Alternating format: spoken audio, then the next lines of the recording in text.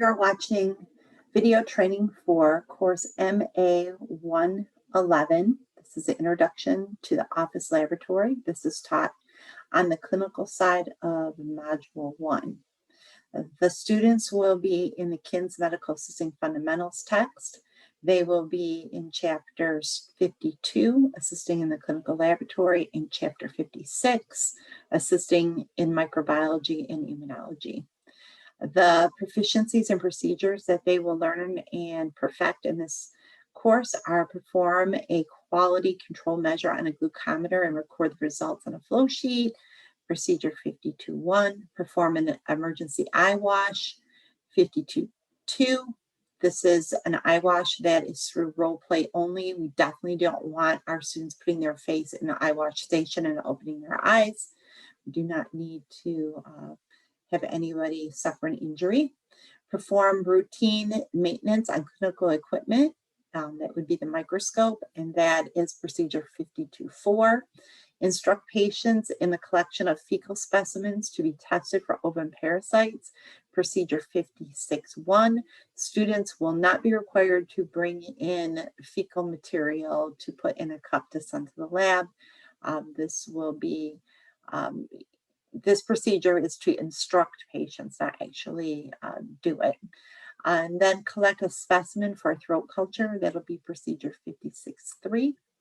And then there will be perform a CLIA waived microbiology test, perform a rapid strep test, procedure 56.4. This course, it will require the students to work in SurePath. So make sure that they have clicked the self-enroll link so SurePath will appear on their dashboard. Again, SurePath can be very useful to the instructor, can be used partially or in full during a lecture on these topics. So refer to your lesson plan in this section, which shows you the course topics that you may be able to access for SurePath. Then there are our picture icons for students to click on and enter into those links, as well as our day icon and our day links. So this course will not start until day 6. It'll run through day 6, 7, 8, 9, and 10 of the whole module. So this will be introduced a little bit later in the module, not at the beginning. So let's go ahead and take a look at what's inside our module for our course. Make sure that you're filling out your instructor introduction and contact information so students know how to get in touch with you after hours and when your tutor time can be scheduled. All students have to fill out the academic honesty policy for the rest of the course to open. If they do not do this, portions of this course will remain grayed out and they won't be able to access them.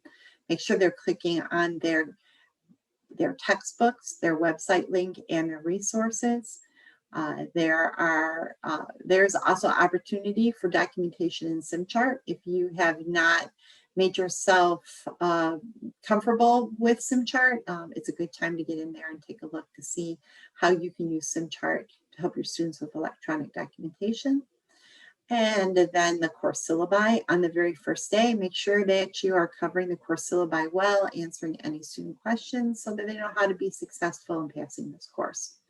Row 1 and row 2 that are due in this course for homework both rows are available at the very first day of the module. Students should work on these and submit them on their due dates as listed in the lesson plan.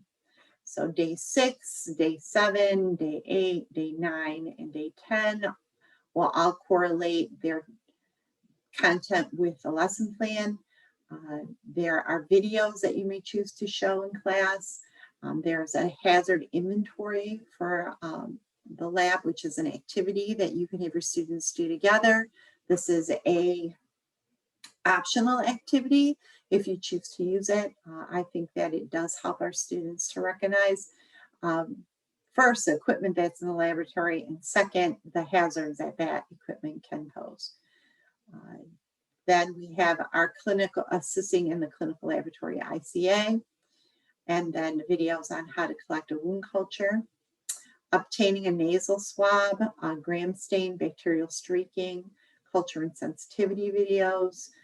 Then they have the sustained microbiology and immunology ICA, and then some optional resources that you may want to assign your students to help with it further on their understanding.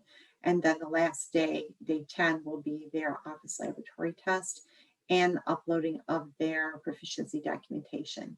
If you would like to publish day 10 on the very first day of the course, in order to allow your students to download the proficiency documentation, you may do so. Just make sure you unpublish it so students won't try to get in and work ahead. I hope that this video was helpful, and if you have any questions, please reach out. I'm here to support you. You can contact me at jritter@rosseducation.edu. I also hold a online training every Tuesday at 2:30, and you're always welcome to join. With that, have a good rest of your day.